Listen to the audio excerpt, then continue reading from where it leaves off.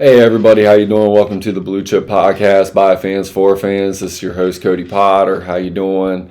We're going to get into a little bit of training camp things today. We do not have practice today. It's the day before we're heading up to New England. We have two scheduled scrimmages against the New England Patriots before the Friday preseason game, so football is officially back. So let's get into it, man. We got the unofficial depth charts released from both teams. I'm kind of going to go over. This is going to be a quick pod. We're going to talk a little bit about what I think Washington's looking to do, what they're trying to do as far as what we're going to get here out of scrimmages in the practices. I only expect I don't really expect the starters to play much. I don't really even know if Jaden's even going to play in this game. But we'll go over the depth chart and things like that. We'll kind of go over the Patriots, kind of like some matchups, a little bit of things that we had from the draft from some young players from the Patriots and Washington, of course, because those are the guys you're going to see the most in this game. But again, tomorrow is Thursday. Tomorrow is Wednesday, so we're going to have our camp practice reports and things like that. So we're going to hear how we're looking, what they kind of did playing against the Patriots in practice. Same thing Thursday. Friday, 7:30, we got the game against the Patriots, and we're going to see. We're going to see how much they start. We're going to see what they do. I'm very excited for this, man. This is kind of Mike Vrabel's always a coach that I've always had a lot of respect for, man. He brings a tough, hard-nosed defense, wants to play and win in the trenches, things like that. Those are things that the Patriots needed to work on. We're going to also talk about the Commanders, like I said, but we're going to talk about matchups and things like that, things that we're looking to see from the game, things that we're looking to hear from practice, things like that. As we all know, last year we picked Jaden Daniels. The very next pick was Drake May. So I'm excited to see what year two for both of these quarterbacks kind of looks like. Even if it's not in the game, we're going to see it in practice. I would think that Drake May probably plays a little bit more than Jaden Daniels does in the game. But again, practices are what you're going to hear. The practices are set up in a certain format, things that the coaches want to see from the Patriots, things that the defense is trying to work on for the Washington. So, if we hear about players getting beat, certain things, it's all matchup based. And things that we're trying to coach and learn and things like that, and just see where we're at, see where things stand. So, for us, of course, our first team, we got Terry McLaurin rated at the 1, but he's not going to play. Same thing with Sam Cosmi on our depth chart. Until the contract thing gets worked out. Both of them are on PUP. Neither of them are going to play in this game. I don't really expect to see Deebo Samuel in the game, but I do want to see what Deebo Samuel looks like in practice. I do know that Christian Gonzalez is probably not going to be practicing for the New England Patriots, so we're going to get into that. Again, other than that, I think the only maybe thing that we're hearing, and I think it's going to be very similar to how we used Brandon Coleman last year. Brandon Coleman didn't start until about week 5, week 6. We had Cornelius Lucas playing the left tackle spot, and they were kind of like alternating in game and things like that. And that's not something that most teams do. Most teams want the continuity on the line, but as of right now, Andrew Wiley is the starting right tackle for us. I'm sure we're going to see Josh Conerly get rest with the ones in the practice. We're going to see how he holds up, which is going to be a good test, man. That's something that I'm really, really looking forward to is what does our offensive line look against another team's defensive front? Mike Vrabel and the Patriots really, really threw some money this year, and they've already had a pretty talented base as far as what they have on their defensive front. That was always kind of a staple, back when they had their last coaching staff with Jerome Mayo. Bill Belichick was always big on the defensive line. So again, you're looking at the defensive line for the Patriots. Milton Williams was their big free agent acquisition. They already had Christian Barmore. Harold Landry comes over from the Titans, who Mike Vrabel already had a rapport with. He's an edge rusher, going to get them some pressure. They needed to upgrade the pressure position. They got 2 safeties that I really, really like, in Jabril Peppers and Kyle Duggar. So I'm excited to see him. We already talked about Christian Gonzalez. We're not going to see him probably practicing. We're not going to see him in the game. But we don't have Terry, so that would be the matchup that we would see with that. So I'm not really worried about that. It's looking to see how the other guys play, like the Jalen Lanes going up against their defense and things like that. A couple players that I did want to talk about on the Patriots, just guys that I scouted a lot. Their starting left tackle, Will Campbell from LSU. He was my highest graded offensive lineman all overall in the draft. Didn't really matter about the position that I had him. I had him rated as a blue chip offensive guard. They're going to give him reps at tackle. He played amazing in LSU for tackle. You know, they talk about length and things like that, but Will Campbell on tape, he's a dog.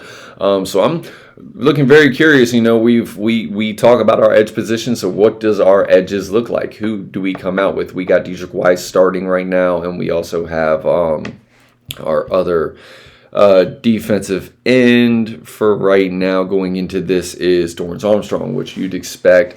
Behind Dorrance Armstrong, you have Jalen Holmes and Cleveland Farrell as our second team, and then you got Javonte Jean-Baptiste, who I've talked about multiple times on the pod. Second year, you're looking for him to take a jump. He's probably going to get a lot of reps in this game.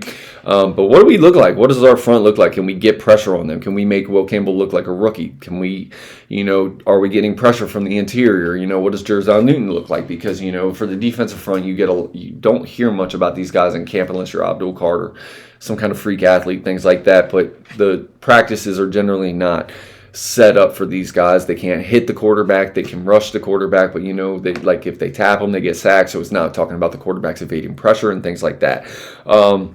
Again, how much does Drake May start? How much does Jaden Daniels start? How long do their starters start compared to the practice reps and things like that? I think we're going to get a lot of reports out of practice talking about, and that's the things that we're looking forward to. Another guy that I really, really, really wanted to get into was Kyle Williams, a wide receiver out of Washington State University. His last year, he didn't have Cam Ward, who went to Miami U. But Kyle Williams was a guy that we visited with a lot. Actually, if you're breaking down the scouting reports from Kyle Williams was very similar to Jalen Lane. One went to Virginia Tech, which is a little bit higher, competition level playing in the ACC compared to, Washington State. Washington State, they had the quarterback things like that. But Kyle Williams was a guy who we knew we needed to elevate his level of, talent, the level of talent that he's going to go against. He went a little bit earlier than I think. I think he had a lot more love in the NFL circles because maybe he didn't have the quarterback play. But he was a guy that can make plays after the catch, guys that can make plays down the field. He had really, really crisp, refined route running ability. Not the biggest guy in the world, but a guy that you just want to get the ball in his hands. And when you look at the scouting reports, it was clear that we wanted a player like that because we visited with him a ton of times, and then we make the selection of Jalen Lane in the 4th round, and you look at that and you're talking about a guy with a very similar skill set. Both of them very explosive athletes, both of them guys that have very good vertical jumps, both of them that had pretty solid hands. I would say that Jalen Lane's hands are a lot better, at least on tape, even in the limited reps that you see, but then you're talking about quarterback play and things like that. The Washington State, they throw a lot of passes, a lot of quick game, things like that. They get the ball in their hands. Kyle Williams was a guy that I felt needed to work on his hands to where Jalen Lane doesn't get the ball as much in the Virginia Tech offense, but because of the quarterback play and things like that, he didn't show that hands were an issue. So I actually had a little bit higher grade, me personally, on Jalen Lane than I had on Kyle Williams, but he was just a guy that, of course, you got to keep scouting, you got to keep paying attention to, because when you're going through the draft process, Washington had him on just about every visit, whether it was the Senior Bowl, whether it was the Combine, whether it was pre-draft visits and things like that. Every chance they had a visit with Kyle Williams, so you're looking for players with that skill set. Well, when you're identifying the type of visits and you're looking at the type of prospects that you're meeting and you're seeing the Kyle Williams and things like that, you're looking around at other prospects that have a similar skill set. Well, Jalen Lane fits that mold, a little bit shorter version of Kyle Williams, but again, the explosive athlete and things like that. So when you're doing these draft things, pre-draft visits, that's why even though your board might be set and your grades are set on prospects, and you have your guys rated for your teams and things like that, and there's systems that they fit in, so you're looking at this guy, he might be graded higher if you're looking for Pittsburgh, or you're looking at, the New England Patriots or teams like that. He might be higher on their board than they are on our board, but when you're looking at our visits, you got to look at the guys with the skill sets. So you're looking at traits and things like that, especially when you're talking about mid-round players. Earlier in the draft, you're looking at who is the best player overall. First and second round, you're looking for starters. You're looking for guys that fit the scheme, but you're looking for guys that also have the skill sets that can maybe be scheme transcendent and play in multiple schemes and use multiple ways. Well, then as you get to the 3rd and 4th and 5th round, you're starting to gamble on traits. And you're saying, well, maybe this guy needs to learn how to do this. Maybe he needs some refinement and technique work on that. But this skill set fits what we're trying to do. And that's where you talk about the Kyle Williams. That's where you're talking about the Jalen Lanes of the world. the fact that we kept visiting Kyle Williams meant that I kept looking at Jalen Lane and around, and I had a little bit higher grade on him, as I said. And I was like, man, this is a guy that might end up being a guy that could be on our draft board. And lo and behold, we ended up making him our pick in the 4th round.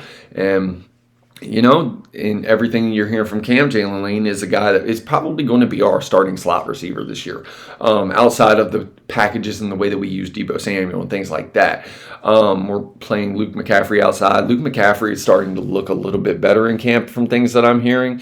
Which is why I'm very interested to see how this goes. Just going to show you a little clip here. This is Ja'Cory Cross-Kamara, Bill. Everybody's calling him Bill, so we're going to call him Bill. An explosive athlete. Right now we have him rated at the 5 for running backs and things like that. I expect this guy, honestly, to be getting reps with the ones all throughout camp, all throughout these scrimmages, these practices and things like that. I don't know how much he plays in the game, but then again, Dan Quinn and Cliff Kingsbury and guys like that, they've always had a history of putting the starters on the field, things like that. So we're going to see what happens. We're going to see how this translates and things like that. I also expect Trey Amos, Josh Connerly. Josh Connerly's probably going to play the majority of this game. I don't know how much you know what you got in Wiley. A savvy vet. I'm sure he's going to get reps with the ones in practice and things like that. But, what are we going to see going forward with this?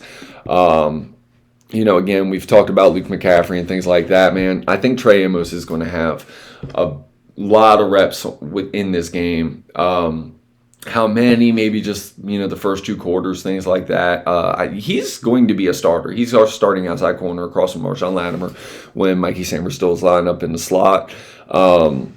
It's going to be fun, man. I think Luke McCaffrey is going to be a really good player for us, too, down the line. At some point, I think he's going to have an impact on the field this season, more so than what he had as a rookie. And again, man, it's the matchups. It's what you're looking to see from these guys. How much do they play Drake May? I'm pretty positive that, with Mike Vrabel, this team is going to accentuate the run with Ramondre Stevenson. Trevion Henderson was a guy that I loved coming out in the draft, man. He was a guy that was a perfect schematical fit for the way that we use Austin Eckler and things like that. The Deebo Samuel addition.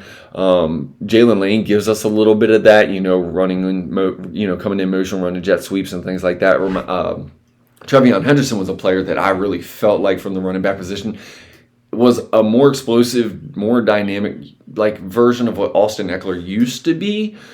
Playing at Ohio State, man, Trevion Henderson was a guy that I had graded really, really high. Went into the 2nd round to the Patriots. Man, I think this guy is going to be a safety blanket for Drake May. I want to see how much he plays. I'm looking to see how this offense really can look. This defense really holds up against the run. We knew that the Patriots needed to upgrade their offensive line. They did that, obviously. They drafted Will Campbell early. We're going to see how he looks. I'm sure he gets a ton of reps in this game because he's a rookie. Trevion Henderson's a guy that I expect to see on the field quite a bit in this game. He's going to have a big impact on this team, given being the lightning to Ramondre Stevenson's thunder, who is a big physical bruising back. So we're going to get our first glimpse in game action for seeing how this defense holds up against the run. And I'm very, very excited to see it. It's going to be packages. We're going to see certain guys on the field on certain downs for the run packages. We're going to see certain guys on the field in pass situations and things like that, rushing the passer and that. We're not going to see Von Miller. We're probably not going to see Zach Ertz. Like I said, Jaden Daniels probably isn't going to play a bunch. We're going to see probably B-Rob. I don't know how much we're going to use B-Rob. Austin Eckler is a guy that I don't expect to get much run in the preseason, maybe on kickoffs or things like that, just to get the game flow going for kickoffs and things. But again, man, the youth is going to play, man. This is where you get to see your draft boards and how you had guys graded that went to other teams. This is where you get to do the scouting thing, which is pretty fun when you talk about depth charts early in the preseason. That's the fun thing that you get to see for this. And I'm very excited to see how these guys are used with these teams. That's why the Patriots are going to be fun. We're going to get these practice reports. We're going to see how, what does this defense look like holding up against another team in practice? Do we get to stop the run? Yesterday we gave up a big play to Bill. He went down, came through the line, made a cut, hit the gas, and just ran up the seam, man. And it was really, really cool seeing Bill have this impact. I think he's going to play a lot more than what people thought when we made him our 7th round draft pick. But again, man, there's guys like Isaiah Pacheco, who I had a higher grade on coming out of Rutgers, and he ended up being the starter for the Chiefs by the time that season started. Jaquarii Crosby-Merritt very much looks, with his explosive ability, the way that he fits to the offensive scheme, the way that the offensive line blocks. I think that Bill is going to get a run with the starters. So seeing how much he plays in this game is going to be very interesting to me. How does he play, the pass situations and, protecting the quarterback in the blitz pickup? These are all things that we're going to see in preseason. It's very, very, very telling on what these guys look like early in the preseason. Week 2 against the Bengals is going to be your dress rehearsal game where you're going to see more starters. You'll probably see the starters go for a quarter plus. I expect to see Jaden Daniels play a little bit more. We're going to see the starting defense. We're going to see the starting offense. But in this game against the Patriots, it's going to be about the youth and things like that. And we're going to see how this team lines up against this team. So, again, very excited to see what the practice reports are. I'll be potting the next 3 days just because we're going to have our 2 joint practices. Like I said, I'll be going over practice reports for that. And then we're going to go over the Patriots game and all those things. So, stick with me, guys. I'm very excited to do this breakdown, man. Football is back. As you can tell, I probably got a little bit more pep in my voice because this is no longer just us going up against us, and I'm very excited to see how it is. I'm sorry for my dogs. They're going a little crazy. They're eating. Morning. It's how it is. But again, thank you guys for checking out the Blue Chip Podcast by fans for fans. It's your host, Cody Potter, man. Everybody have a blessed day today, and come back for me. I appreciate you guys sticking around for the pod. Peace.